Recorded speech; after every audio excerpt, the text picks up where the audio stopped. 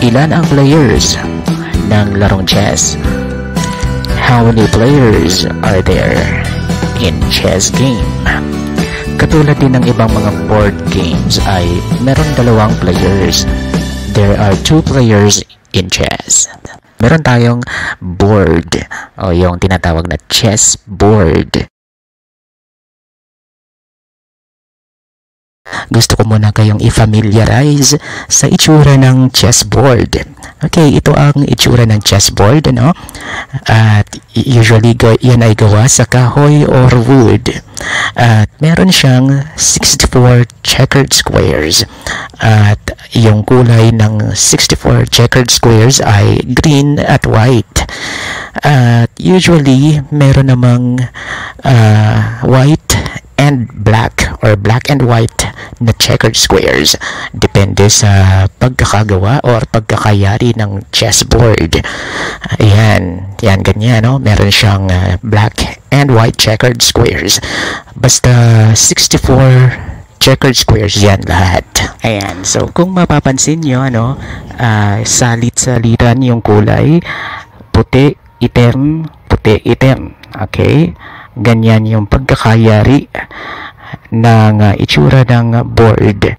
So kung bibilangin mo yan isa-isa, ang total ng squares na yan ay 64 total squares. Kahit bilangin mo pa siya isa-isa. Okay? At ang isa pang gusto kong i-point dito sa chessboard, kailangan yung pinakadulong kanan ay laging kulay white.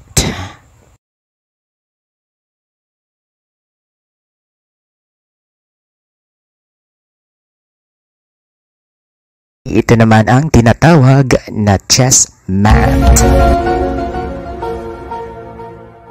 Hindi po yung mathematics na subject lesson, ha? Chess mat, comfortable na dalhin. Hindi siya bulky.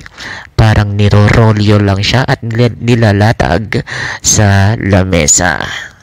So, kung meron kayong mga intrams o mga sports fest at magta-travel ka, kailangan kang magdala ng chessboard.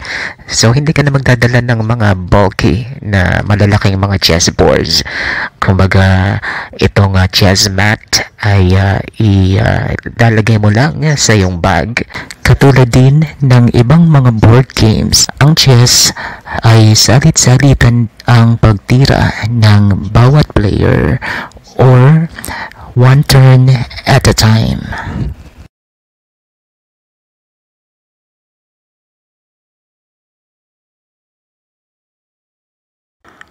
Ang rule sa chess, ang unang titira or mag-first move ay ang kulay puti na pyesa. And then, salit-salitan. One turn at a time. Isang example ng first move or unang tira sa chess, i-forward lang or inabante lang niya ang kanyang pawn doon sa center. Okay? At dapat kapag naitira mo na ay hindi mo na siya pwedeng bawiin. Pinaka-basic at pinaka-simpleng chess openings na pwede mong gawin as a beginner or chess beginners. Kapag magaling ka na at mahusay ka na chess player, ay pwede ka nang mag-explore ng mga chess openings. Actually, maraming mga chess openings. Higit siguro 100 plus ang mga chess openings. So, mamimili ka lang. Paano naman madidetermine kung sino ang unang hahawak ng puting piyesa, kulay white? So, madidetermine yan sa pamamagitan ng toss coin.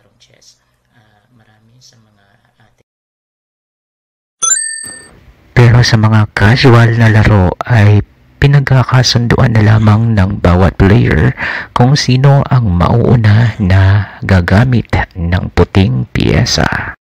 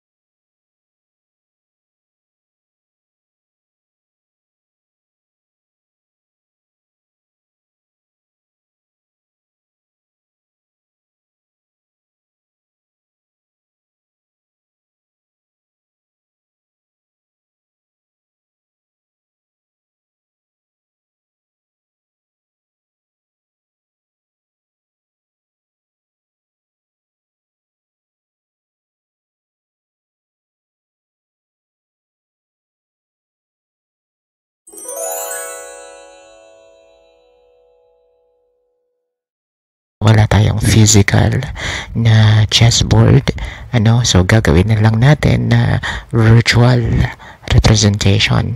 So let's say ito yung chessboard natin na physical.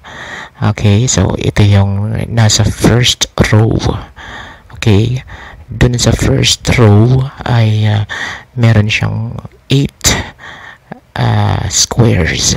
Ayan, so imagine nyo na lang, dyan natin ipopwesto yung mga piyesa. Okay,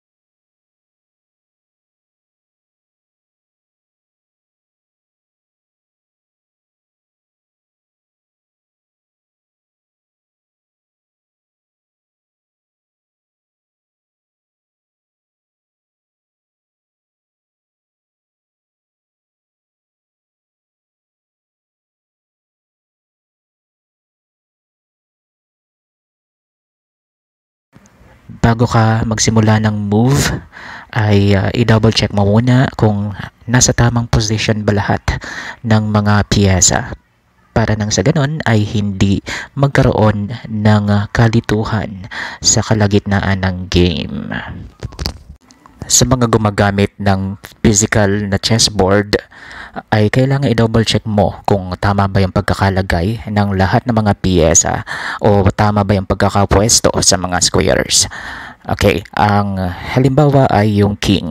I-double check mo yung king ng puti kung nasa right side ba or nasa kanan ng kanyang katabing queen. Pero kung ikaw naman ay gumagamit ng chess application sa online, okay na yon. No need to double check dahil matik na nakaset up ang mga pieces sa chessboard. Ang posisyon ng king kapag itim na piyesa ang hawak mo. Ang king ay nasa kaliwa or nasa left side ng katabing queen. Sa mga gumagamit ng physical na chessboard, i-double check nyo kung yung magkakatapat na mga piyesa ay parehas. Let's say for example, yung katapat ng king ay dapat king din pareha ang katapat. Okay? Ganon din sa queen. I-double check mo kung yung katapat niya sa kabila ay queen din. Ang pinakasimpleng chess opening at pinakamadali at basic na basic lang, yung iaabante mo lang yung pawn ng 2 squares paabante. Like for example, yung ganyan, is ilalagay mo lang yung pawn sa center ng board. So napakadali lang, di ba? Basic na basic. Hindi ka na masyadong mag-iisip pa sa simula ng laro. Especially sa mga chess beginners or sa mga newbies, yan, we advise you na ganyan yung first move ninyo para simple lang, basic lang, at hindi na kayo mararatel, hindi kayo mako-confuse, hindi na kayo mag-iisip. So, basic lang. Tamang tira lang yan.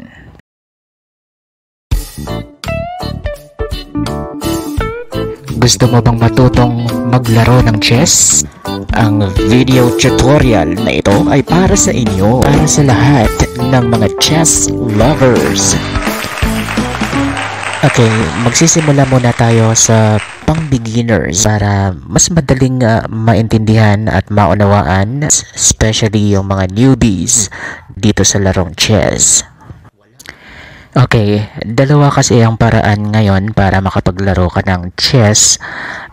Una ay yung traditional na may physical na chessboard. Okay? Yung pangalawa naman ay makakapaglaro ka ng chess sa online. Okay, so since millennials na ngayon, internet era na, so meron na ring mga online chess, mga application, ayan. So magda-download ka lang at presto, makakapaglaro ka na ng larong chess. Napakarami na ngayong mga online chess applications na mada-download sa cellphone. Through cellphone ay nakakapaglaro na tayo ng chess. Again, uulitin natin, i-summarize ulit natin. Re-review tayo, review. Okay, ang mga chess pieces, mga piyesa ng chess. Number 1, king. Number 2, queen. Number 3, bishop. Number 4, knight. Number 5, rook. And number 6 ay pawn. Okay, so ilalagay ko lang dito ang picture ng lahat ng mga piyesa ng chess. So pwede niyo siyang i-screenshot para ma-review ninyo, matandaan ninyo. Ayan. Madali lang naman siya. Madali lang naman siyang matandaan kung ano yung mga itsura nila at kung ano yung mga pangalan. Anyway, as we go on, ay mapafamiliarize nyo rin naman yan kalaunan. Kapag nakasanayan nyo na yung mga katawagan, lahat ng mga piyesa na yan. Okay, so after na mafamiliarize ninyo ang mga tauhan, ang susunod nating pag-aaralan naman ngayon, Ang pag-aaralan naman natin ngayon ay ano-ano ang mga posisyon or mga pwesto ng bawat tauhan sa mga squares. Okay? Meron kasi siyang mga designated na specific designated squares na kung saan doon lang siya nakalagay or nakapwesto.